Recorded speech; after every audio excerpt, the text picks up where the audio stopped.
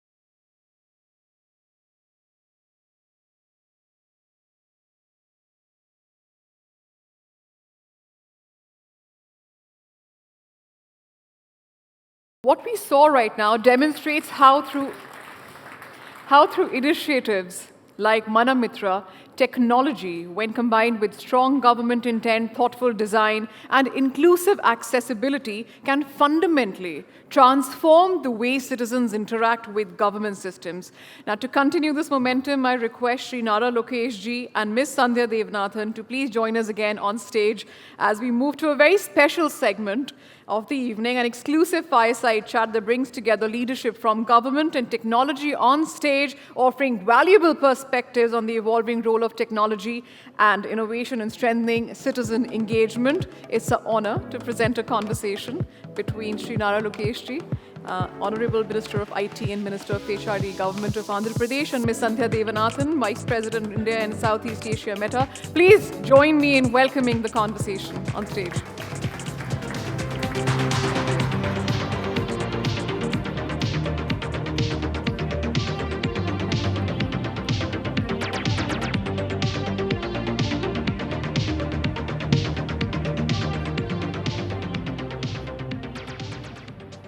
Hi, everyone. It's such a privilege to have all of you in the room today, and such a privilege to have you, sir, in the room as well. Thank you so much, Nara Lokesh, for taking the time to be here with us today.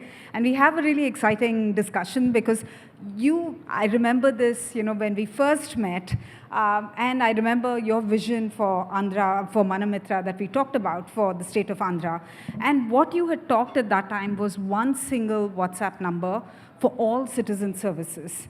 And your goal was really simple, which was to simplify governance and enhance, citizen service accessibility. So could you talk about how you came up with this idea to begin with? Because this was quite transformative, because we were having some pilots, but this was the next leap. No, thank you, Sandhya, for hosting me. The idea came about when I did my Padayatra, where citizens would ask me that I would push a button and I get groceries to home, or I get a taxi, or I can watch a movie. So why is government not proactive in delivering services? So it was actually an electoral promise that I made during my Padayatra that we'll bring all the citizen services onto a single platform, a number, and deliver on the promise of ease of living. So that's where this idea came about. So it was inspired by the experience that people of Andhra Pradesh were actually having across various other technology platforms. And then I realized that everyone loves WhatsApp in India. And that's when we reached out to Meta. Yes. And then we started the discussion. And I remember the aggressive timeline you put as well for us. Do you want to talk Well, I think talk about that a bit? I'm sure my chief minister will be watching this, and I'll get into a lot of trouble. We agreed to do this project in 60 days. It took us 90 days to launch. So if all of you have followed, Andhra is known for speed of doing business. But yes, I think we've started in the right direction, and I think we've really solved the basic problems that our citizens today face. And I think just in terms of from the genesis of an idea to actual implementation, and trust me, 90 days is very fast, but Manamitra scaled rapidly. We started with 160 services in Feb last year. Now it's almost 900 citizen services and, increasing every day. A significant expansion, if I may say that, across multiple departments, all in a very short period of time. So would love to hear your, insights into the journey, because it's very rapid growth. A little about, as you think about bringing all of these services online and your vision for this one number citizen services, a bit about the internal processes, the technologies and collaboration that would have had to be enabled, because I think we're a platform which enables it, but actually the real work gets done in the back end in terms of processes.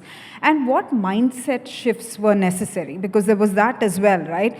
Because multiple different government teams, stakeholders, to transition from a very traditional service delivery to a citizen-centric digital, approach. And I think would love to hear from you on key learnings, key challenges, and how you approach this, because at the heart of it, it's still a simple solution to use. I think the biggest challenge is internal politics. Every department would like to control the experience, control data. But what makes things unique in Andhra Pradesh is we have something called real-time governance. It's actually a ministry. And I happen to be the minister of it. This is something our Chief Minister, Mr. Naidu, envisaged way back in 2016-17. And ever since, it's taken different forms. But now we've come out with a new avatar. But the biggest challenge was to bring everyone to come, sit, discuss, and then open up their AIs. So technology is merely an enabler of change, but real change should actually happen culturally. The cultural shift is important. So that's where I had to sit with the various ministers, ministries, secretaries to have a very open conversation that this is going to be a politically important subject for us. This is the mandate of our Honorable Chief Minister and we need to get it done. Then we had to work department by department. We said, first let's get the high sort of traffic services going, and then work backwards to the more niche services which are used occasionally but are important for that few citizens who want to use it. So it was building that consensus, and of course, when we launched, the success that we've sort of delivered on the first 100 odd services, that really enabled us. It was a catalyst for every department to say, aha, this works, and this can transform. Yeah. And then this was part of our discussion in every cabinet meeting where the Chief Minister would also say that, okay, you're launching this service, make it WhatsApp first. So that's the approach that we've taken as a state. And I believe this is just the beginning. Before I came for the session, we were talking about how can we now go from menu-based to more AI-driven. How can you use, conversational AI? How can we use, of course, your call center, agentic AI, and deliver these services and build trust on the platform further? So, in that sense, I think the most important thing for all the secretaries here to the policymakers here is that political will is going to be very, very important to deliver this. In fact, I remember one meeting where we had come down to Amravati as well, and I think the mandate was very clear from the Honorable Chief Minister and from you, sir, around how we make this across all departments, not make it small in scope, but over a period of time really add more and more services. And you're right, I think that kind of will across multiple departments with your leadership was really helpful. No, I think if I can add, this is a question that I keep asking my team. So I'm also the HRD minister. I keep telling them, keep the child as center of our universe and then look at it from a policy.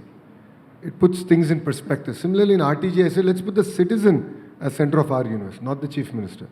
General tendency is, what is the reports he needs or what do we need to do? I said, flip it. Let's keep the citizen as center of our universe. And then as departments, we're here to serve the citizen. And that sort of changed our entire thought process. And the team really came together. And they all came together. And of course, we continue to fight. Some of them resist change. A few of the temples are not yet on the platform. So it's a constant struggle that we'll have. But, greater part of the services have now come on board. Awesome. And over the past months, since we launched Manamitra, what kind of feedback have you directly received from citizens and district officers on the ground? I know your WhatsApp keeps blowing up with feedback and messages. Are there any memorable examples or stories where a citizen reached out to you directly and shared about how their life was significantly transformed by accessing public services? I think, hall tickets, I happen to be the HRD minister, so hall tickets, I didn't know, was so cumbersome. So this idea came from my citizens saying that, why don't you make it WhatsApp enabled from day one? And that simple transformation made it so much more easy for our kids to access hall tickets, and they didn't have to go to any other center or take printouts. It was so seamless. And I could see a flurry of messages that came after we launched this saying, thank you so much. It saved time, it saved energy, and this kind of summer, we don't need to go out. So it really helped in that sense. The other areas, paying utility bills was really transformative. And I continue to get feedback across board, where citizens, they get to know my number, they share their feedback, and they're very appreciative of our services. But what's even more exciting is once the citizen avails a service, we have a mechanism where we collect feedback from the citizen. So, and departments are ranked based on this feedback. My Honorable Chief Minister actually reviews this on a weekly basis. So there's an RTG meeting where he actually reviews this and he gives this feedback to the ministers and the secretaries saying, okay, you've dipped or you've improved, this is how we can do better. And that has sort of enabled us to refine, fine-tune our services. That's why I was sharing, when we met, I was sharing that on a scale 1 to 10, where am I? I'm at 3. I need to now, really improve to the next level. Though my citizens have rated us at 8.5, 9, but as a minister, I believe that we can do better. We can really, unlock the potential of AI in that sense. In fact, you're absolutely right in terms of just the vision and the ambition that you can have. I think AI enables a lot more of what you have planned in terms of citizen services at citizens' fingertips. And that's actually my next question, right? I think, one, you've become recently the first state government that formally incorporated WhatsApp governance in a state budget. And we saw that, come through this year. We already have conversations with your team. We're also in conversations with your team on how we can leverage AI for better experience for the citizens, and you just talked about that. So what new features or integration do you think, and you touched a little bit, maybe if you can elaborate, that can make Manamitra even more impactful for citizens? What's your vision there? And can you share with us how the state plans to integrate more advanced features, such as AI-powered personal assistant, predictive alerts, secure digital certificates on QR codes? There's a whole bunch of things technology now makes possible. So, and I know you're a technologist, so how do you think about that? And as I was sharing, every industrial revolution has created more jobs than it has replaced. But it has created these jobs in geographies where they were ready for that industrial revolution. So it's imperative that India embraces AI and we actually lead the conversation. And that's where Andhra Pradesh is playing a significant role, starting from data centers to all the way to actually empowering citizens. Saying that, I believe that AI is here. And the entire data lake project is that where we are ensuring that the data gets tightly integrated and keeping again a citizen as center of our universe in terms of delivering services. That's where now AI is playing a much larger role. So once once we issue a birth certificate, automatically a lot of things can sort of get integrated. That tracking, that ability to use the basic rule engine and actually deliver it and have the documents ready, though the citizen might ask for it or might not ask for it. But when they want it, it's there. And that's where I believe that AI is going to play a very, very powerful role. And that's what I believe is the next wave in terms of what we are going to do in Andhra Pradesh. Saying that, what excites me is the conversational AI bit, our ability to empower citizens and not go through, we've done the menu bit, so which I call version 1.0. And now we need to do the 2.0 in the next 90 days. And, using AI just to... target. I think my team is here already, so they're writing the minutes down. But 90 days, I think we can do the AI bit where it becomes a lot more easy. The experience can become a lot more easy. The third part and the most important part is when there's a financial transaction. How do you give that sense of confidence and trust to the citizen? That yes, you're paying to the government, it is secure, and that is going to require a lot more sort of collaborative workshops, engaging citizens, giving them that comfort. So people are going to know how much they're due in terms of power bill or property taxes, but then some of them still are like, okay, I rather pay manually because we have to build that trust factor as we go. So I think that's the next focus area for us in terms of taking Manamitra 2.0. 2.0. So we are at about 30% of us households using Manamitra, and we want to take this to now 100%. So that's why we're going to back it with a sort of a door-to-door campaign to explain this to our citizens, and anyone who has a doubt, we can actually sort of give them an idea of how to use it, if required, do some use cases then and there. That's awesome. But I want to go back to what you've said across multiple questions now, which is you keep the citizen at the center of it and then build for the, based on what the citizen wants. So AI, the same way, is an enabler for what the citizen, how easily the citizen could access services or, go about his day-to-day life, his or her day-to-day life. And I think that's also something that we think about a lot, which is how can we make WhatsApp more powerful for users and how can we make it simpler to use as well. And that's why AI, voice, conversational, conversations on WhatsApp, make it very easy versus, like you said, menu-based. So we love the idea as well of taking this to WhatsApp 2.0. I want to go to my next question, and you sort of alluded to it, which is 30% of households are already using Manamitra today. I think since the bot launched, more than 50 lakh people have used it in Andhra. I think as you think about Manamitra in terms of simplifying citizen services to government services, how do you, citizen access to government services, how do you think this has worked particularly for rural households, for women and for low literacy populations? Do you see a difference there? No, definitely. I think, their willingness to sort of adapt to technology is always going to be at a different level. Urban will be ahead of the curve, rural will be the next one. But then sort of educating and giving this idea that yes, government services are available on the phone. So power of using Manamitra for farmers to understand what are the government services that they're eligible.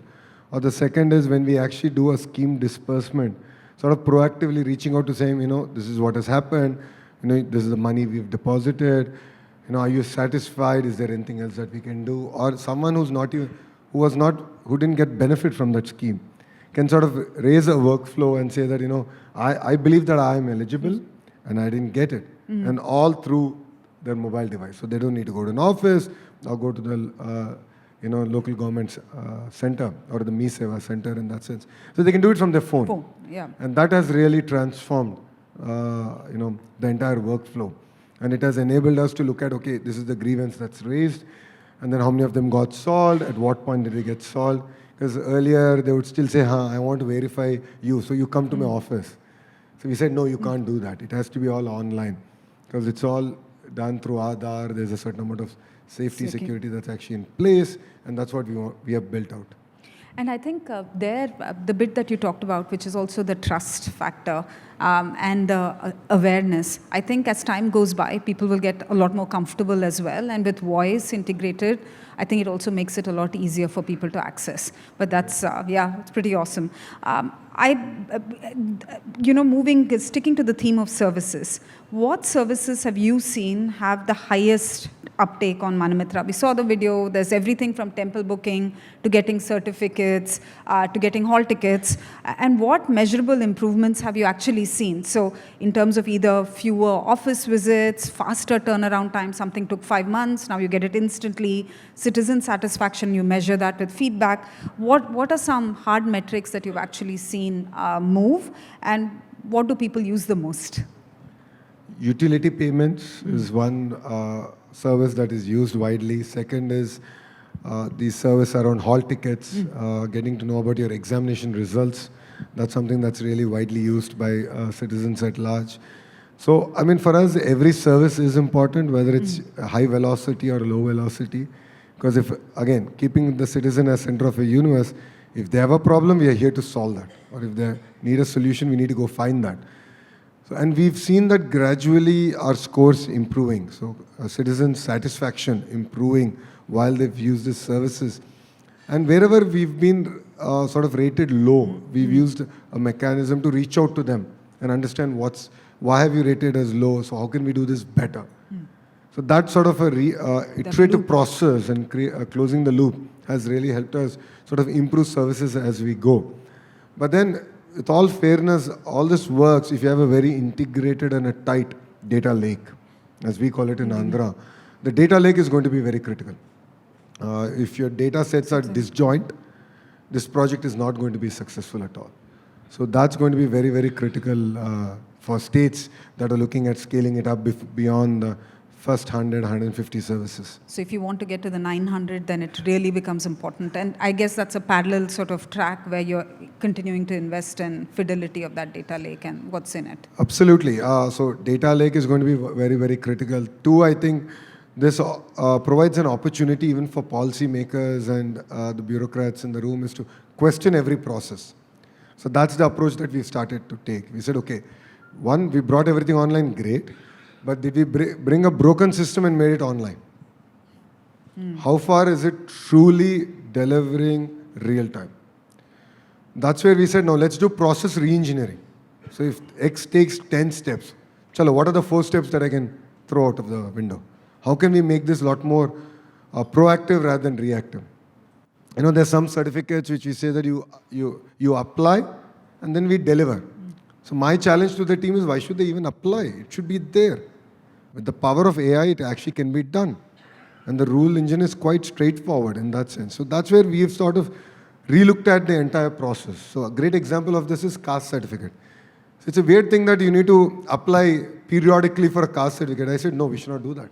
There should be a framework where once delivered, it's done. Put it on a QR code where track and trace exists, blockchain, so we know who issued the certificate, when did they issue the certificate. So if there's any legal recourse also, it's clear. So that's where we've done all this. And then, of course, we need to ensure that the entire regulatory framework is also in place. That gives it a bit more, which is more binding in nature. In fact, I was just sharing with Lokeshji that I was talking to somebody at Meta who's a very senior person in the company, and they wanted it for their country. So they were like, how do we not have it in our own country in Europe? This is someone in Europe, and they were like, this is awesome. But back to what you just said, I think that's been our experiences across all states, which is the process re-engineering, putting what takes 10 steps, can we do it in 6, and then using WhatsApp as a forcing function to deliver that. So like I said, we're just a platform where you can deliver this, but using this opportunity also to re-engineer some old processes. I think that's very, very important. And as India goes about this journey of digitization, it's very important that we relook at everything. Because honestly, in certain areas, we've done digitization, but I think we've ruined certain systems. So there are enough of examples of where I feel that yes, we've digitized it, but we seem to have gone backwards. Right. We made citizens' lives a lot more difficult. So it's very important that now every one of us sort of question, why is this taking so many steps? Why should it take so much time? So I jokingly tell my secretary, my IT secretary, that the day we make a politician and a bureaucrat irrelevant in day-to-day lives of a citizen, then we have succeeded. That's my simple thumb rule. I said that's when we've succeeded, we've done something right, and we've done sort of service to our great nation. It's really inspiring to see all the work we're doing with states in the country. And like I said, I think we're the first to do it in India globally, so that gives us also a lot of satisfaction. At least I believe. I don't know if I'm right on that, but I think we have the best. I think you touched upon a little bit on the lessons that you've learned. If for this audience, what do you think from your experience, can help everyone in this room inform similar rollouts in other states or even nationally? And if you had to prioritize and pick 2 or 3 things, what would they be that we'll need to address first? I think you talked about process simplification, a few more. But if you had to pick 3 things and give that as advice to this group, what would that be? Honestly, in India, every state has its own unique challenges. So I think it'll be unfair for me to sort of tell what other states should do. But as far as Andhra is concerned, why were we able to achieve what we've achieved? One, we have a robust data lake that has enabled us to sort of onboard all the services. The second is the political will, where from our chief minister all the way down believes in this project. It becomes a strategically important project. And for us, it was an electoral promise. For me personally, it was my promise during my Padayatra, my walkathon. So there's a lot of emotion, value that we've invested into this project and to see it succeed. And then time and again, it's very important to go back and reiterate the importance of this. Because then there's always a fatigue that sort of creeps in, and departments have different priorities. But it's important that political leadership also ensures that this is on top of the priority of every department, and where they understand its importance. And that's where I think Andhra has managed to get both of it relatively right. I wouldn't say we're perfect, but I believe that we are in the right trajectory. And I think a year from now, we would have a model that I believe is close to perfection. That's awesome. Thank you. This was such an inspiring, just sitting and listening to how I know we partnered very closely on this, but even listening to how you sort of made this a reality, and now it's 900 services and counting, and it's in your state budget, and how you're thinking about rolling it out with the citizen at the center of it and deploying AI. I think it's really inspiring to hear. We have many more examples here in the room also who are doing incredible work. You saw some of it in the presentation, but it's something that delights us as well, that, that WhatsApp can play a role in helping you reach your citizens. So thank you so much, sir. Really appreciate this, and thank you so much for your time and your sponsorship. Thanks for having me. Appreciate it, Sandhya. Thank you. Thank you. Shri Nara Lokesh ji and Ms. Sandhya Devanathan, thank you so much. That was very insightful, very forward-looking. I request you to be on stage to stay back for a few pictures and a small token of appreciation.